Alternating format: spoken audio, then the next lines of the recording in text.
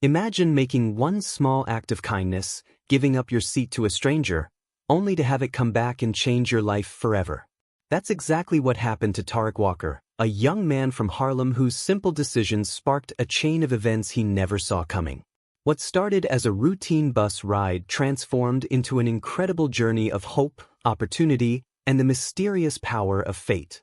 Stay with us as we dive into Tariq's inspiring story, where one seat leads to a life-changing note, and dreams once thought impossible become reality.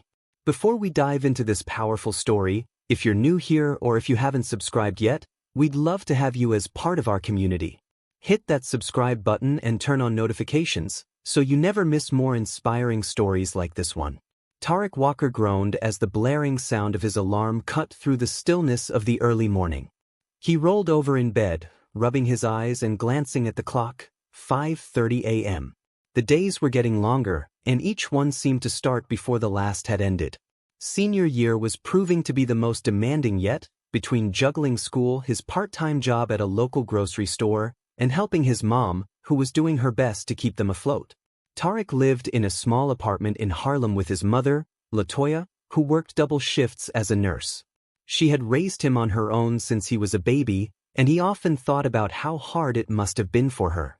But she never complained, always wearing that same warm smile, telling him, "We're gonna make it out of here, baby. I know it." Her optimism kept him going even on days when the world felt like it was stacked against him. After a quick breakfast of toast and coffee, Tariq grabbed his backpack, kissed his mom goodbye as she prepared for her own long day, and headed out into the crisp morning air. Harlem was already coming to life, with the usual noise of car horns, people shouting across streets, and vendors setting up their stands. The familiar sights and sounds were both comforting and exhausting. Tariq waited at the bus stop, headphones on, tuning out the city. The bus arrived, and he climbed aboard, finding a rare empty seat near the back. He leaned his head against the window and closed his eyes, letting the gentle rocking of the bus lull him into a momentary escape from reality. That was when he saw her. A few stops later, an older pregnant woman had boarded the bus, clutching her large belly and looking around the crowded vehicle for a seat. Tariq noticed her immediately. She seemed weary, her feet shuffling with every step, and not a single person moved to offer her a seat. Most passengers avoided her gaze, engrossed in their phones or lost in their thoughts. Without hesitating, Tariq stood up and gestured to her. "Excuse me, ma'am, you can take my seat." The woman looked at him with surprise and gratitude. "Thank you so much, young man," she said, her voice soft but full of warmth as she lowered herself slowly into the seat. Her hands rested gently on her swollen belly. Tariq nodded and moved to stand near the bus door, holding onto the rail as the bus continued on its route. It was a simple gesture, one he didn't think much of. He had been raised to respect others, especially elders, and his mom had always emphasized the importance of being kind. To him, it was second nature. As the bus neared its next stop, the woman caught his eye again. "Young man, wait," she called out as she prepared to leave. She reached into her bag and pulled out a small piece of folded paper. She handed it to him with a mysterious smile. "This is for you. One day you'll understand." Tariq accepted the note, slightly confused but polite. Thank you," he replied, though he wasn't sure what he was thanking her for. The woman smiled one last time, stepping off the bus and disappearing into the bustling streets of Harlem. Tariq stood there for a moment, staring at the note in his hand, unsure of what had just happened. He slipped it into his jacket pocket, thinking he'd look at it later. For the rest of the ride, he tried to shake off the encounter, but something about the woman's parting words stuck with him. What had she meant by "one day, you'll understand"? It felt like more than just a thank you. But for now, he pushed it aside. He had too much on his mind to worry about cryptic messages from strangers. Later that evening, Tariq came home to the smell of fried chicken. His mother, always busy, had somehow found time to cook them dinner after her shift. She hummed softly in the kitchen as Tariq dropped his backpack on the worn couch and slumped down next to it. He was tired. School, work, and SAT prep were slowly draining him. But as he lay there, something clicked in his mind. The note. He reached into his pocket and pulled out the small, crumpled paper. Opening it, he found a message written in neat cursive. When the time comes, remember that the seat you gave will return to you tenfold. Follow the path that feels impossible. Tariq read the note over and over, trying to decipher its meaning. What path was she talking about? And how could a seat come back tenfold? It was vague, almost like a riddle. He thought of throwing the note away, but something inside him hesitated. Instead, he tucked it into the drawer of his desk and tried to focus on his homework. Dinner was a quiet affair that night. His mom asked him about school, about college applications, and how he was feeling about everything. Tariq was honest, he was stressed. College felt so far away, and yet so close at the same time. His dream had always been to go to law school, to become a lawyer who could help people like his mom, people who didn't have the means to defend themselves in a system stacked against them. But the reality of that dream felt impossible. His grades were good, but not good enough to guarantee scholarships, and money was tight. He had been applying to schools and scholarships left and right, but the competition was fierce. Every rejection felt like another roadblock on an already difficult journey. "You'll figure it out, baby," his mom said, squeezing his hand. "I know you will. Just keep believing in yourself." Tariq smiled at her, but the weight of doubt still lingered. He knew she was doing everything she could, but the future felt uncertain. After dinner, Tariq went to his room, pulled out his laptop, and started filling out yet another scholarship application. His eyes grew heavy, and he drifted off to sleep with the note's words still echoing in his mind. A few days passed, and Tariq returned to his routine of school, work, and studying. But no matter how hard he tried, the cryptic note from the woman on the bus continued to occupy a small corner of his mind. It was as though it had latched onto him, refusing to let go, quietly reminding him that something bigger was at play. One afternoon, after a long day of classes, Tariq found himself in the school library, hunched over one of the computers, scrolling through endless pages of scholarship opportunities. The more he searched, the more discouraged he became. Most of the scholarships had deadlines that had already passed, and those that hadn't were highly competitive. Tariq leaned back in his chair and rubbed his tired eyes. Maybe his counselor was right. Maybe it was time to start considering more practical options. As he was about to close his browser, an email notification popped up in the corner of the screen. Tariq squinted at the unfamiliar subject line. "You've been nominated for the Young Advocate Scholarship." Tariq clicked on the email, curiosity piqued. He had never heard of the Young Advocate Scholarship. The email was from a prestigious law firm in downtown Manhattan, Gordon, Lane and Associates. They were offering a scholarship for aspiring lawyers from underrepresented communities. The email explained that Tariq had been nominated by someone for the award and that, if he accepted, he would be invited to interview at the firm for a chance to win a full-ride scholarship to any law school of his choice. Tariq's heart raced as he read the email again, just to make sure he wasn't imagining things. He hadn't applied for this scholarship, and he had no idea who would have nominated him. But this was exactly the kind of opportunity he had been hoping for. He stood up from the computer and practically ran to his counselor's office, bursting in without knocking. Ms. McCall, his counselor, looked up from her desk, startled. "Tariq, what's going on?" "I just got this email," Tariq said breathlessly, handing her his phone. She scrolled through the message, her eyebrows raising in surprise. "Well, this is incredible," she said after a moment. "A full-ride scholarship to law school? This could be your ticket, Tariq. Do you know who nominated you?" "No," Tariq replied, shaking his head. "I have no idea."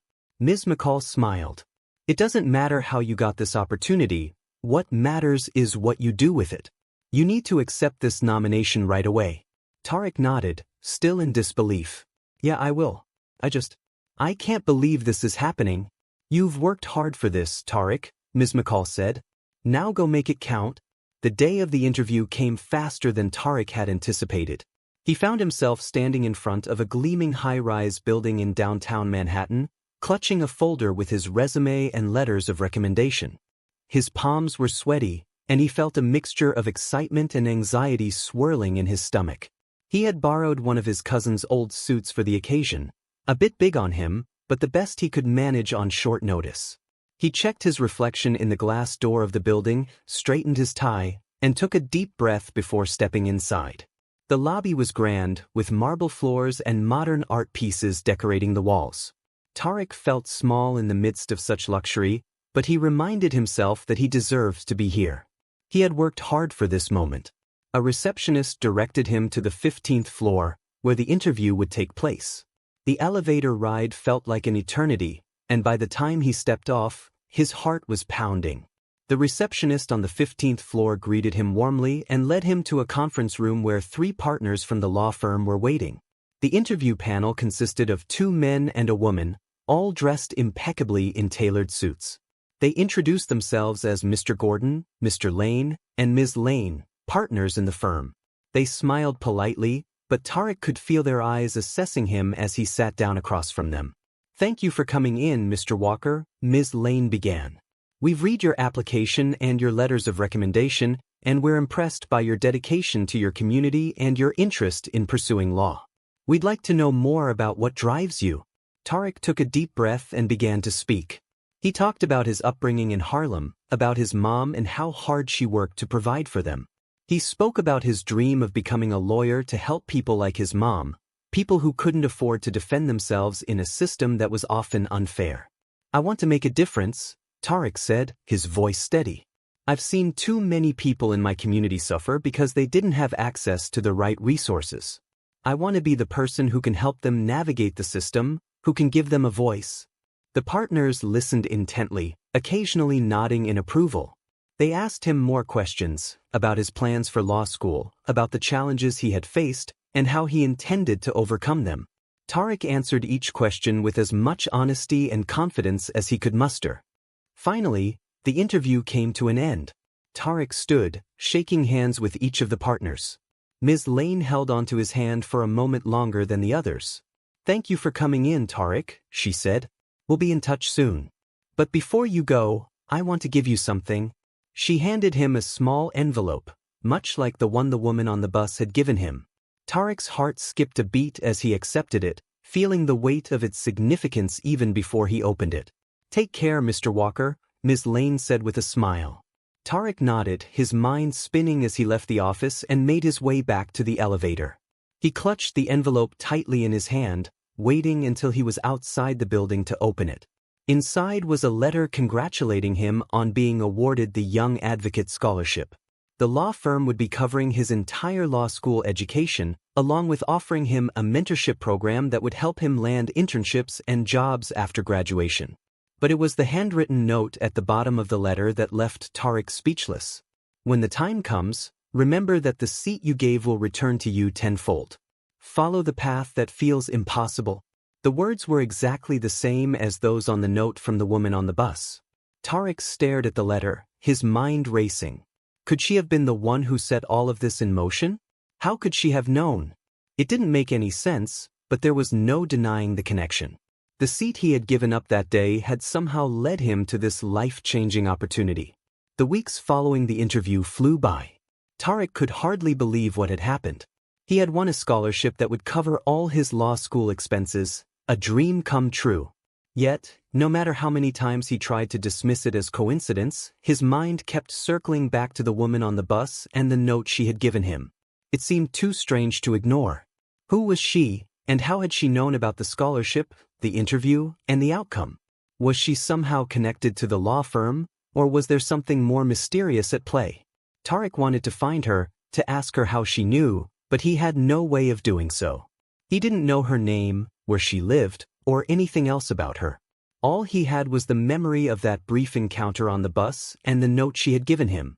He carried the note with him everywhere, tucked safely in his wallet, as a reminder of how small acts of kindness could lead to extraordinary outcomes. But more than that, it was a reminder that life had a way of guiding you, even when you couldn't see the path ahead. As his high school graduation approached, Tariq found himself reflecting more and more on the past few months. The challenges he had faced, the doubts he had battled, and the opportunities that had come his way all seemed to point to one undeniable truth. Sometimes, the most impossible paths were the ones worth following. Graduation day was bright and sunny, a perfect June morning. Tariq stood among his classmates, wearing his cap and gown, looking out at the sea of proud families and friends who had gathered to celebrate this milestone. His mom sat in the front row, tears glistening in her eyes as she watched her son walk across the stage to receive his diploma. Tariq smiled at her, feeling a surge of pride and gratitude for everything she had done to get him to this point. As he shook hands with the principal and accepted his diploma, he felt a sense of accomplishment unlike anything he had ever experienced before. But even in that moment, his thoughts drifted back to the woman on the bus, the woman whose simple act of kindness had changed the course of his life. After the ceremony, Tariq made his way through the crowd to find his mom. She pulled him into a tight hug, unable to hold back her tears any longer. "I'm so proud of you, baby," she whispered, her voice thick with emotion. "Thanks, Mom," Tariq replied, hugging her back just as tightly. As they stood there, surrounded by the noise and excitement of the graduation celebration, Tariq noticed a familiar figure standing a few feet away. It was the woman from the bus. She was standing quietly, holding the hand of a young child, watching him with a knowing smile. Tariq's heart skipped a beat. He gently pulled away from his mom and made his way over to the woman, his mind racing with questions. "Hi," he said, his voice almost a whisper. "I don't know if you remember me, but—" "I remember you, Tariq," the woman said, her smile widening. "I've been keeping an eye on you." Tariq stared at her, stunned. "How? How did you know? About the scholarship, the interview, everything?" The woman's smile never wavered. "Sometimes, the universe works in mysterious ways. All I did was give you a little nudge in the right direction. The rest was up to you." Tariq shook his head, still trying to make sense of it all. "But why me? Why did you help me?" The woman looked at him with gentle eyes. "Because you helped me. You didn't know it at the time, but that day on the bus, when you gave me your seat, you set something in motion. Kindness has a way of coming back to you, Tariq. Sometimes in ways you never expect." Tariq felt a lump form in his throat as the weight of her words sank in. He had never thought much of that moment on the bus. It had just seemed like the right thing to do. But now, standing here, he realized that small acts of kindness could ripple through the world in ways he could never have imagined. "Thank you," Tariq said, his voice thick with emotion. "I don't know how to repay you." The woman smiled again, her eyes twinkling. "You already have. Just keep following the path that feels impossible. It'll lead you exactly where you need to be." With that, she turned and walked away, disappearing into the crowd, leaving Tariq standing there, feeling as though he had just witnessed something extraordinary. Years later, Tariq stood in the same sleek office building in downtown Manhattan, now a successful lawyer at Gordon, Lane & Associates. He had spent the past few years working tirelessly to fulfill the dream he had once thought was impossible. He had become the voice for the voiceless, the advocate for those who needed it most. But even in his success, Tariq never forgot the lesson he had learned that day on the bus. Kindness, no matter how small, could change the world. It had changed his. One afternoon, as Tariq sat in his office, reviewing case files, there was a knock on his door. He looked up to see a young intern standing nervously in the doorway, holding a stack of papers. "Mr. Walker, I have the files you requested," the intern said, shifting nervously on his feet. "Thank you," Tariq replied, standing up to take the papers from him. As he did, he noticed the intern glancing around the office, clearly in awe of his surroundings. "First day?" Tariq asked with a smile. The intern nodded. "Yeah. It's kind of overwhelming." Tariq chuckled. "I know the feeling. But don't worry, you'll find your way." As the intern turned to leave, Tariq called after him. "And hey, if you ever need anything, don't hesitate to ask. We all need a little help sometimes." The intern smiled gratefully. "Thanks, Mr. Walker. I appreciate it." Tariq watched him go, feeling a sense of satisfaction. He had come full circle. The note from the woman on the bus still sat in his desk drawer, a constant reminder of the power of kindness and the importance of following the path that felt impossible. And as he looked out the window at the bustling city below, Tariq knew that he was exactly where he was meant to be.